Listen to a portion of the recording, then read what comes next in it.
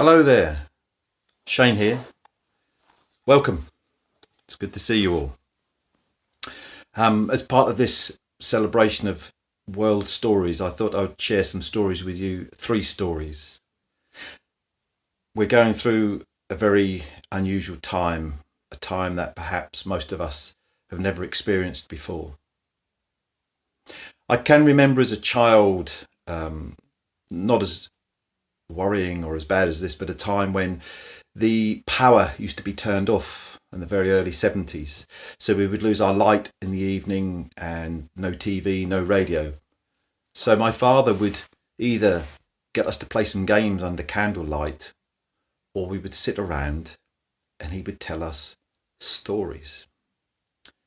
Folk fairy tales, 1 or 2 elaborated real life tales that had, well, I'm not sure how much real life in them, but they certainly entertained us.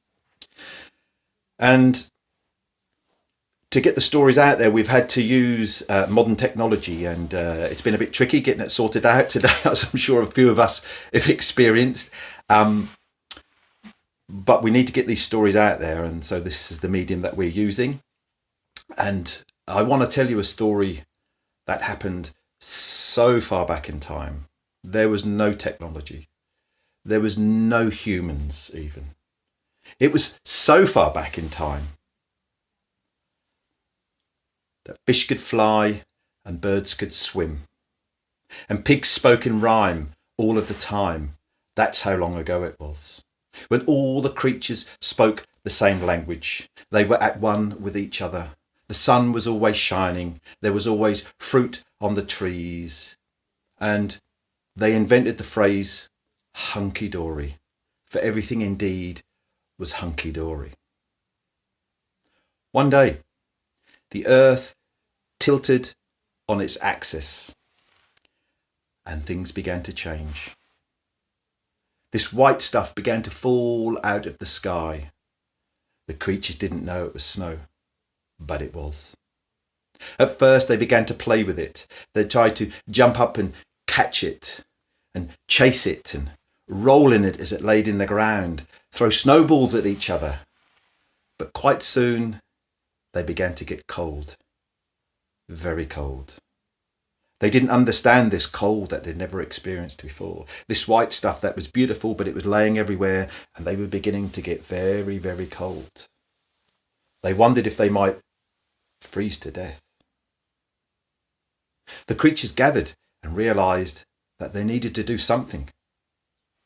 But what? Fox said, someone needs to visit the sky spirit high up in the sky. The sky spirit will know what to do. Said the other creatures. Yes, but who should we send? Badger suggested that they send Skunk. No, all the creatures said. We love Skunk, but he has a stripe from the end of his nose that goes all the way down his back to the end of his tail. He won't know if he's walking this way or that way. And besides, if he blows off, smelly. Deer said, why don't we send Owl on that long journey? Ooh, they thought, possibly. But Owl sleeps for most of the day. And it's a long journey. Yeah, perhaps not Owl. Bear said, let's send Fox. No, they all said, all the creatures said, we love Fox. He's so playful and fun, but he'll be chasing the butterflies and the leaves as they blow off the trees. He'll be chasing the clouds across the sky. And then he'll forget what he's even doing. They all thought, who could we send? While the snow continued to fall and they got colder and colder and colder, for there was no fire on the earth to keep them warm, and they were getting colder. While they were talking about what to do, there was a tree, and at the top of that tree there was a bird, a rainbow crow, and he was listening. And he flew down and he joined them. And Rainbow Crow, he was beautiful. He had all the colours throughout his feathers that you could imagine. And when he sang the most beautiful song in all of the forest. And Crow said to his friends, the other animals, I'll go on that journey. And all of them in one voice said, yes, of course, Crow, you are perfect for this journey. Crow said goodbye to his friends. It would be a long, difficult journey. And off he flew, and he began that journey to the Sky Spirit. Well, on the first day, he flew beyond the clouds, and on he flew. The second day, he flew beyond the moon, and on he flew. The third day, he flew beyond the stars, until he came to the place where the Sky Spirit was. But the Sky Spirit was busy doing whatever Sky Spirits do. So Crow began to sing to himself, and he sang that beautiful song that he would sing. And Sky Spirit heard him, and he came to where Sky Spirit was. "Ah," said Sky Spirit, "not only do you sing a beautiful song, but look at you, your feathers, you are magnificent. Pray tell me, why have you come to visit me?" Said Crow. "There is this white stuff falling from the sky, and it is making us so cold, and we are afraid that we will freeze to death." "Ah, that is the snow," said Sky Spirit. "Well, can you remove it?" said Crow. "I'm afraid I don't have that power. Only the Snow Spirit can remove the snow." "But, you have come on a long journey, Crow, and there is something that I can give you." And with that, the Sky Spirit picked up a branch from the ground, and he put it into the flaming sun, and he lit the end, and he gave it to Crow and put it in his beak, and he said, "Crow, take this back to earth. This is fire. This will keep you warm." Crow nodded his farewell and began that long journey back to earth. Well, on the first day, as he was flying back to earth, the stick burnt a little shorter, and the smoke, it curled off and went down his back, and it blackened his tail feathers with soot. On he flew. The second day, the stick burnt shorter still, and the smoke, it curled off, and it covered all of his body feathers in black soot. The third day, on Crow flew back to earth, and the stick was now very short. And when the smoke curled off, it went down his throat. And when he tried to call his song, the only sound that could be heard was, "Ah! Ah!" Quite soon, Crow saw earth. It was a big white ball, and his friends were nowhere to be seen, for the snow had got deeper and deeper and deeper. The little creatures had climbed on the backs of the taller creatures, the hedgehogs and the foxes, but still it had snowed, and it had covered those up too, until the creatures were really worried about what was going to happen. So Crow flew around and around and around until he made a clearing in the wood, and then all the creatures came out, and they jumped off the back of each other, and they all stood there. And Crow said, "This is fire. Gather sticks, gather twigs, make fire." So all the creatures ran into the wood, and they began to pick up sticks and branches and bits and pieces and twigs, and they built a fire. They'd been so cold, and they all began to warm themselves. And they didn't really take account of Crow. They didn't recognise him, for he looked completely different. He sounded completely different. And they didn't really take much notice of him, for they were worried about keeping themselves warm. They didn't want to perish in the cold. Crow left them to it, and he went back up his tree. And there he sat, alone, forgotten, after all that he had done. He was alone for quite some time, and he began to feel sad, and he began to sob. Quite soon, the Snow Spirit came, and it removed all the snow from the earth for that season. Crow was still sobbing. His sobs could now be heard high up where the Sky Spirit lived, and he recognised the sobs. He knew it was Crow. So he came down to visit Crow on earth. And he looked at Crow and he said, "Crow, why are you crying?" And Crow said, "I know you gave me the gift of fire, and it is keeping all my friends and colleagues warm. But look at me. I don't look the same. I look completely different. They didn't recognise me. And when I sing, the only noise that can come out of my mouth is, ah, ah. No longer the sweet song that I once had." Said Sky Spirit.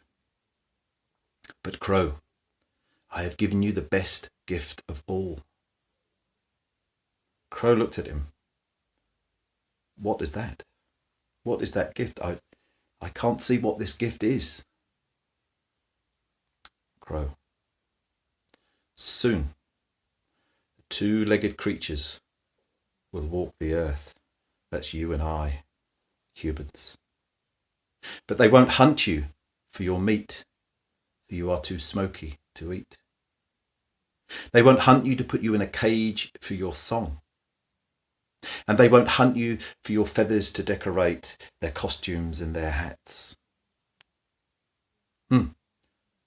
"It's all well and good," said Crow. "But look at me. I am no longer beautiful, and my voice is no longer beautiful." "Crow," said Sky Spirit, "lift up your wing." And Crow lifted up his wing. "Put it into the sun, into the sunlight." And Crow put his wing into the sunlight, and suddenly there were dozens of beautiful iridescent rainbows throughout his black feathers. He hopped so that his whole body was in the sunlight, and suddenly there were not hundreds, but there were thousands of beautiful iridescent rainbows throughout all of his beautiful black plumage. He was beautiful. And when he crowed his song, he realised that his voice was unique to him.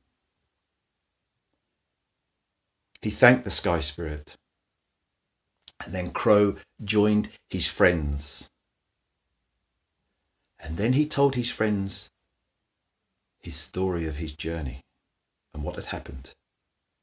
And then, only then, did all of his friends realise how much he had given up just for them. And they realised that Crow truly was a unique creature. And that's a Native American story of Rainbow Crow. Thank you. Just going to have a sip of water.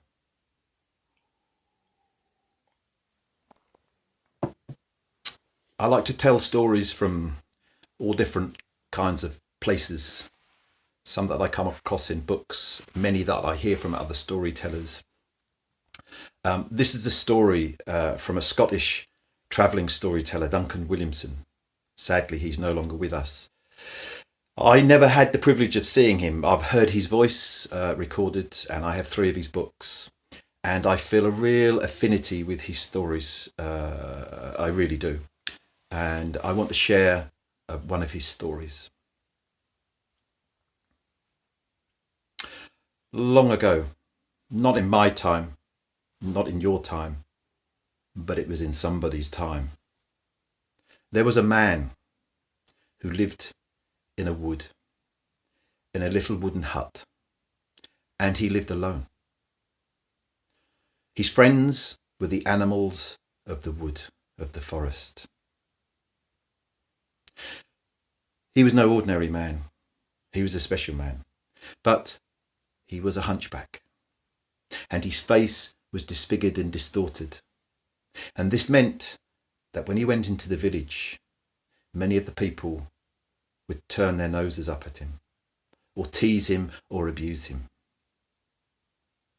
So he led quite a solitary life, or so it seemed. But he had the creatures. They were his friends. He had a meagre living.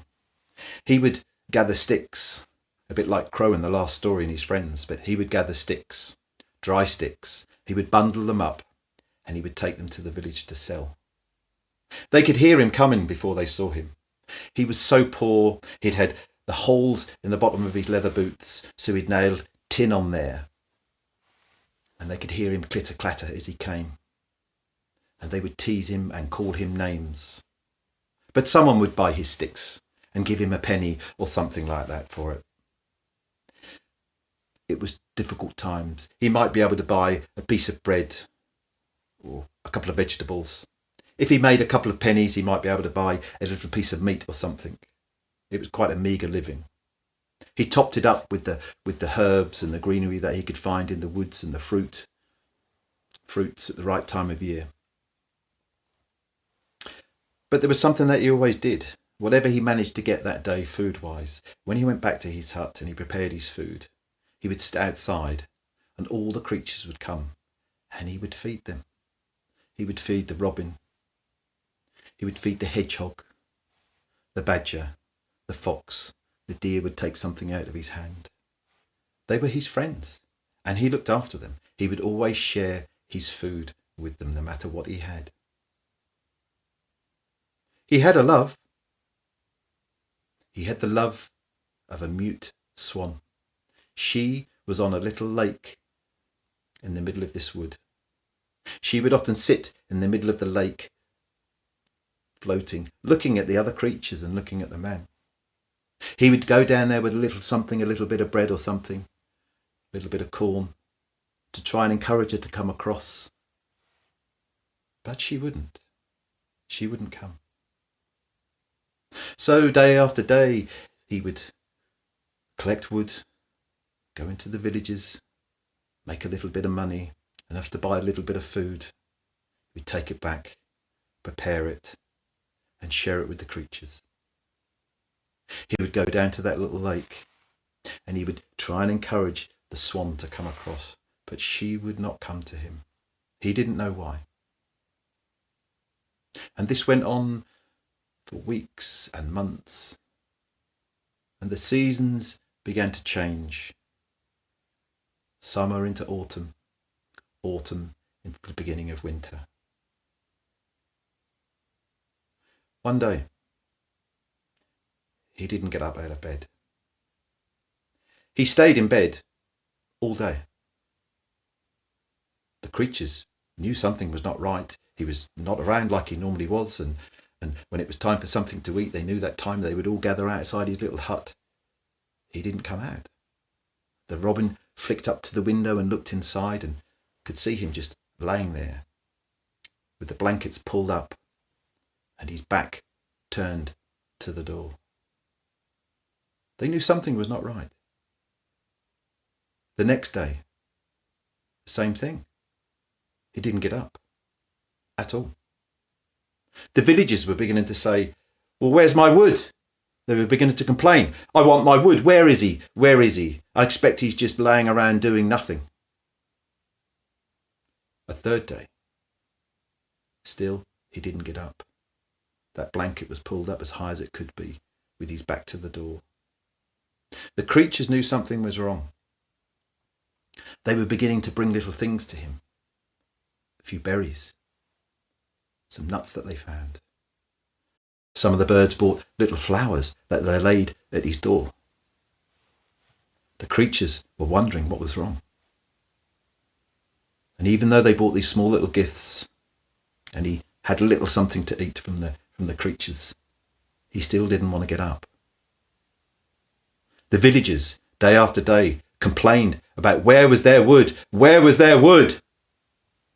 Well, eventually, the villagers, they got their wood from somewhere else and they forgot all about him. But not the creatures.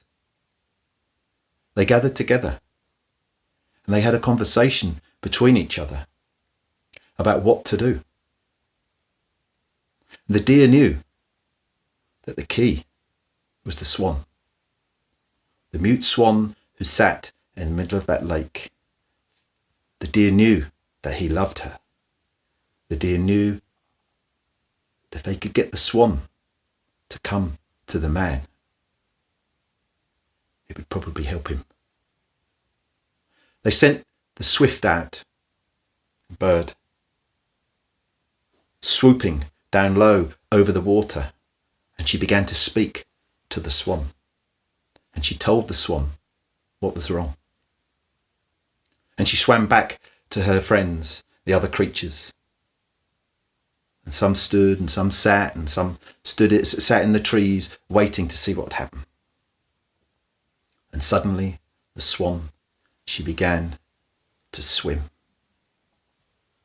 to the edge of the lake, and she stepped out and she began to walk up to the hut, and she pushed open the door and she went inside, and the robin just was immediately up at the window looking in, and all the creatures said to Robin, "What's happening? What's happening? Tell us, tell us." And the robin looked and turned and said, "The swan is approaching the bed where he lays. She's walking right up to him." "And what's happening now?" said all the creatures. And the robin looked. "She's beside his bed," said the robin. "And she's laying that long, slender neck of hers onto his chest." "And what's happening now?" said the creatures. "He's stirring. He's turning. He's looking at the swan. He's stroking the swan's neck." "And what's happening now?" said the creatures. And the robin looked. "You won't believe this," said the robin. "She has plucked a feather out of her wing, and she has put it in his arm, the skin of his arm. She's pushed it in there. And now she's plucked a feather from the other wing, and she's put that into his other arm, under his skin. And now she's plucked a breast feather, and she's pushed that into his chest. And now, he is growing feathers all over his body, pure, beautiful white feathers, and his neck is elongating and getting longer and longer, and his head is turning into a yellow beak. He has become a swan." All the creatures gasped, and they stood back as the door opened, and out came the mute swan and her mate. The two swans, they waddled their way to the lake and got into the water and glided out to the middle of the lake, and there they sat in the water looking at all their friends. They had mated. They had become a couple. And you know what they say about swans? They mate for life. And that's the story, a Duncan Williamson story, of the hunchback and the mute swan. Thank you. Just going to have another mouthful of water if you don't mind.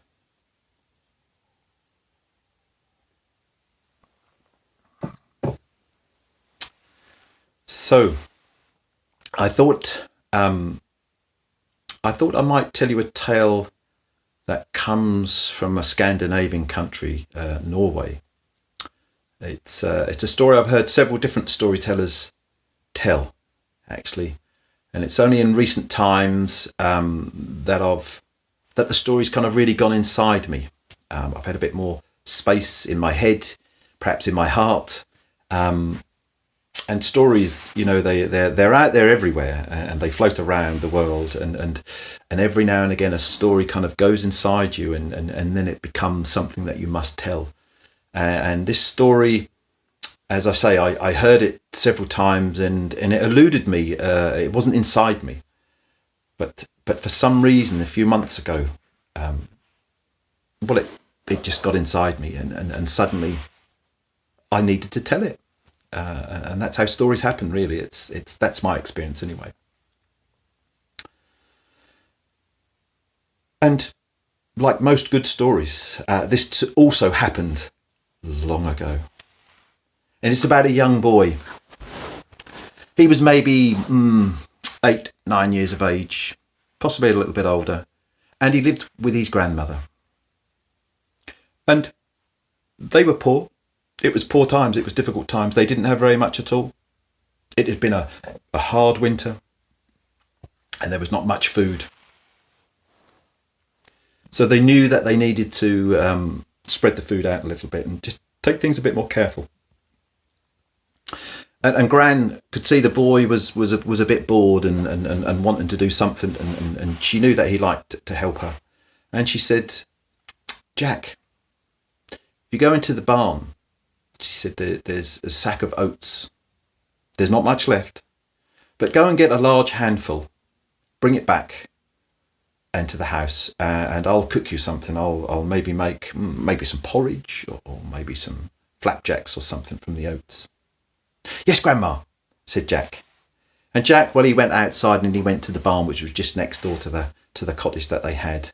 And when he looked in the sack, he could see that there wasn't much left at all, actually. And he was going to have to be careful with what he was doing. So he put his hands in and he picked up a handful of oats. And he stepped out the door of the barn, and the north wind blew such a hoolie, it took the oats completely out of his hands. He thought, "I don't believe it. The north wind has stolen my oats. The north wind's stolen my oats," he thought. Well, he thought, I better be a bit more careful. So he went back inside the barn, looked in the bag and could see there really wasn't much left at all now. Well, he took another handful and he noticed that there was only about a handful left, and he thought, well, I need to be careful now. And he went to the door with his handful of oats, and he looked. And there was no wind. And he stepped outside. The wind took the oats completely out of his hands again. Gone, completely, the north wind. He thought, I don't believe it. He's taken it again. And he went back into the barn again, and he thought, I'm going to have to be really, really, really careful this time. And he got his hands in that sack, and he got the last of the oats, and there was nothing left. This was the last of the oats. And he took that handful of oats to the door, and he stuck his head out and he looked.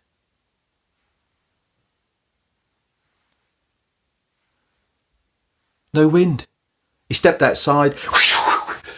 The north wind took the oats completely out of his hands again, and there was nothing left to eat. Well, he went into the cottage. He said, Grandma, I don't believe it. The north wind has come and he's taken all the oats, everything. There's nothing else to eat, Grandma.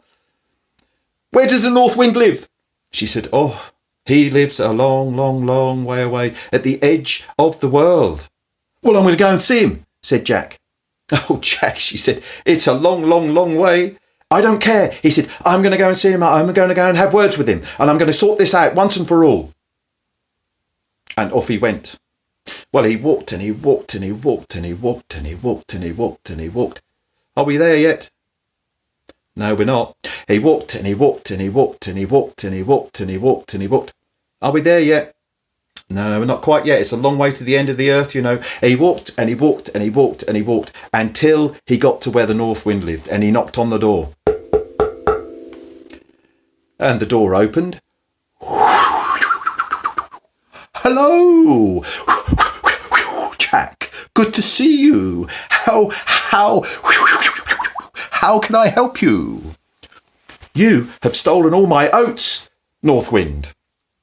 Did I? Said the North Wind. I was only doing my daily thing. But you've stolen all my oats, said Jack, and we have nothing to eat. Oh, well, let me see what I can do for you.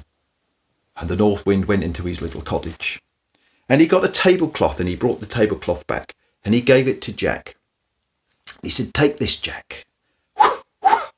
This is a magic tablecloth. All you have to do is unfold it and say cloth, cloth, food, food, and all manner of food will just appear. And you can keep using it and using it and using it. Oh, thank you, said Jack. That's really kind of you, thank you. And Jack tucked the tablecloth under his arm and off he went. And well, in he walked and he walked and he walked and he walked. Well, he'd already done a lot of walking. And he was tired and it was getting late. And he knew he needed to stop somewhere on the way. And he found an inn to stop at. So he stopped at the inn and he walked in, and the innkeeper said, could I get you something to eat, something to drink? And Jack said, no. What's this? And he unfolded his tablecloth and he said, cloth, cloth, food, food. And suddenly there was all this food. Well, what do you imagine was on there? There was that. What else do you imagine was on there? There was that too, a big bowl. And what else do you imagine? That was on there too. And there was 3 of those on there. Well, all of that food that you've just called out, all of that food was on there. The innkeeper thought, I'm going to have that later. I'm going to steal it. Well, Jack finished his food, no idea the innkeeper's intentions. He ate all his food, he folded his cloth up, and he went up to sleep upstairs in the inn, put the cloth beside him, and he laid down and he fell asleep. Well, the innkeeper went to his cupboard where he kept all his linen, and he found a tablecloth that looked almost exactly the same. And he took that and he went up those stairs. Oh, he thought, to repair that squeaky step, and he went up. And Jack was still asleep, and he went in and he swapped the 2 tablecloths. The very next morning, Jack, well, he had no idea what had happened. He was so excited to get home and show his granny the magic tablecloth that he had. He picked it up and off he went, and he walked and he walked and he walked and he walked until he got home to Grandma, and Grandma said, "How did you get on, Jack?" "It's fantastic, Grandma. I have a magic tablecloth. All I have to do is unfold it on a table and it will just give us all the food that we wish for." "Oh, Jack," she said, "you're always coming up with wide, tall stories. I've never heard of anything." No, Gran. He said, you watch. And he unfolded the tablecloth and he said, "Cloth, food. And nothing happened. Cloth, food. Nothing happened. "Jack, you and your tall stories. It's that north wind. He's tricked me. I'm going to go back and see him and talk to him about this. But Jack, it's a long way." "I don't care. I'm going," he said. And off he went. Well, he walked and he walked and he walked and he walked and he walked and he walked and he walked. Are we there yet? We're not. And he walked and he walked and he walked and he walked and he walked and he walked and he walked and he walked. Are we there yet? No, we're not. And he walked and he walked and he walked and he walked and he eventually got there. And he knocked on the door. And the north wind opened the door. "Jack, back so soon. It's jolly good to see you. How can I help you?" "It's that cloth that you gave me. It doesn't work. And we've got nothing to eat, and I don't know what we're going to do." North wind. "Wait there. That's very most strange. I have something else for you," said the north wind. And the north wind went inside to his little barn that he had, where he kept his creatures, his chickens and his geese and all manner of things. And he came out with a goat. We had a rope halter on the goat, and he came out and he said, "You need to take this goat, Jack." "A goat?" said Jack. "Oh, yes. This is a special goat, Jack. All you have to do is tweak its ears like this, and at the other end comes gold coins." And Jack saw this and he, "Wow, thank you." And Jack took the halter of the goat and off he walked, and he walked and he walked and he walked and he walked, and he had a big smile on his face. He thought, "Wow, we're going to be rich. We're never going to have to worry about money. Wow." And he carried on walking and he walked and he walked. Well, he'd already done a lot of walking, and he realised that he needed to rest, and he found himself back at that inn once again. And he went inside, and the innkeeper said, "Can I get anything for you?" And Jack said, "Yes, I want everything that you've got on the menu." "Can you pay for it?" said the innkeeper. "Oh, yes. What's this?" And he tweaked the goat's ear, and at the other end came ting, ting, ting, came the gold coins. "Look," he said. And the innkeeper saw this and thought,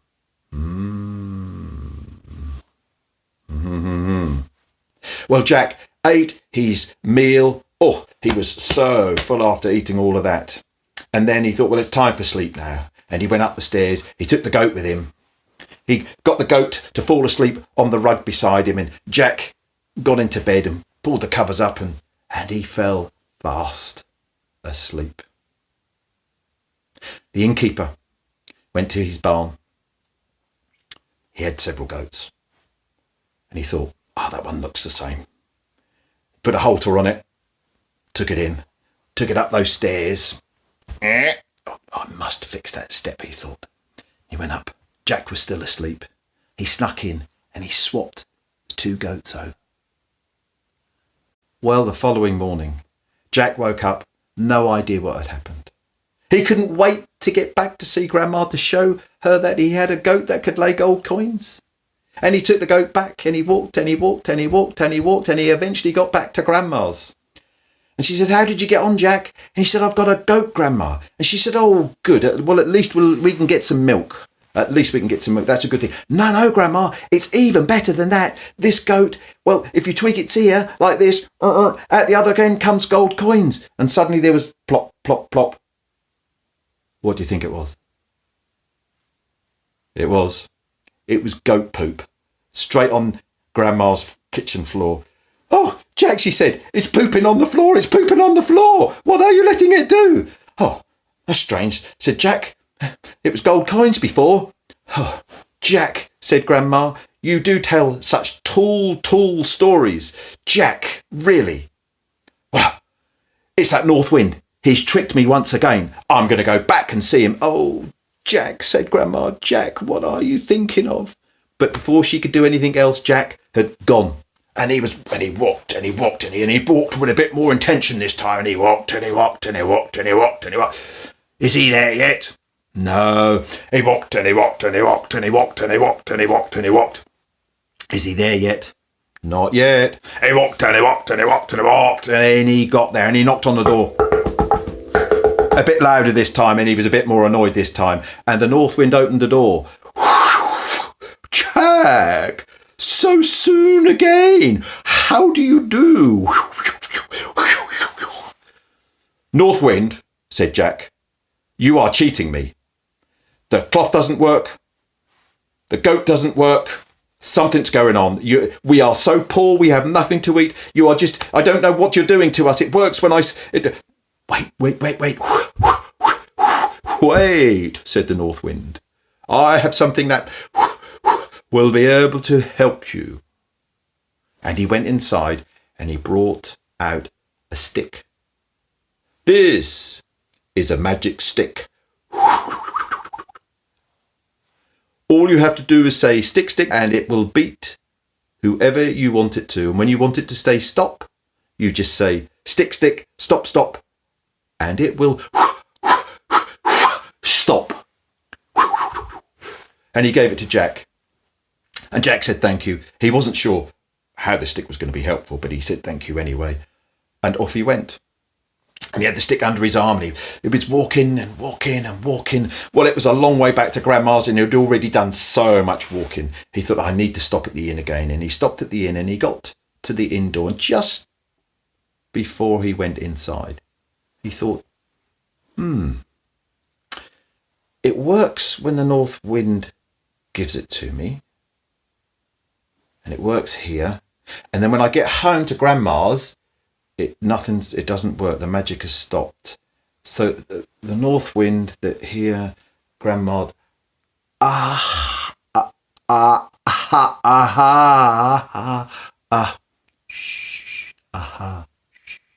Don't say anything. So we went inside, and the innkeeper got him something very fine to eat immediately, and said, "Oh, sort me out later for it." And he saw that Jack had a lovely stick, and the innkeeper thought, I'll have that later. Must be special. Well, Jack finished his meal, thought, need to go to bed, picked up the stick, and he went up those stairs, and he laid down in his bed, and he put the stick right beside him, leaning against a chair, and Jack fell asleep. Well, that's not quite true, actually. He pretended to be asleep. You know what it's like, people, when you're pretending that no one can see you and you're asleep, but really you're looking through your fingers. Well, this is what Jack did. The innkeeper thought, he must be asleep by now. Went into his shed, found an old stick that he had, and he thought, this'll do. And he went up the stairs. I must fix that step, he thought. And he went up and he crept into Jack's room. And just as he was about to swap the sticks, Jack sprang up and said, "Stick, stick, beat, beat." And the stick became alive and it flew around the air and it began to beat the innkeeper on his bottom. "Oh, oh, oh, oh, oh," went the innkeeper. "Oh, make it stop. Oh, oh, it hurts. Oh, oh." "I'll make it stop if you give me back my cloth and my goat," said Jack. "Oh, oh, I will," said the innkeeper. "I promise, I promise." "Stick, stick, stop, stop." And the stick became completely still and was back by Jack's side. And the innkeeper gave Jack back the magic cloth, and he gave Jack back the magic goat. And Jack went home. When he got back home, Grandmother said, "How did you get on, Jack?" "Oh, Gran, it's really good. I've got the magic cloth back. I've got the magic goat back. I've got the magic..." He thought, I better not tell her about the stick. And she, "Oh, Jack, what am I going to do with you? The stories that you tell, the stories that you tales that you tell, Jack. What am I going to do?" No, Gran. "Watch, it's real. Watch." And Jack unfolded the cloth and he said, "Cloth, cloth, food, food." And all that food that you mentioned earlier, it all appeared on that plate, on that tablecloth. And Granny thought, wow, we'll never have to worry about food again. And then Jack said, "Watch this." And he tweaked the goat's ear. And out the other end came gold coins. "My, Jack," said Grandma, "we will never be poor ever again." And well, they never were poor ever again. And if a traveller ever came past that household in need of a meal, they would always share the food that they had with that traveller. If they ever heard of someone who was in real difficulty, they would share a coin or two with them. And as far as I know, they're still doing exactly that. Well, I've been Shane Ibbs, storyteller. Check me out. I understand below there is a hat where you can donate if you want to into my PayPal account. No obligation. It'd be great if you did. Since the crisis, I have no work. And don't forget, there's already been some wonderful storytellers on, and there's some more wonderful storytellers coming up over the next few days and probably into the following week also. So in this time of not much to do what I did as a child. Sit down and listen to a storyteller. Thank you.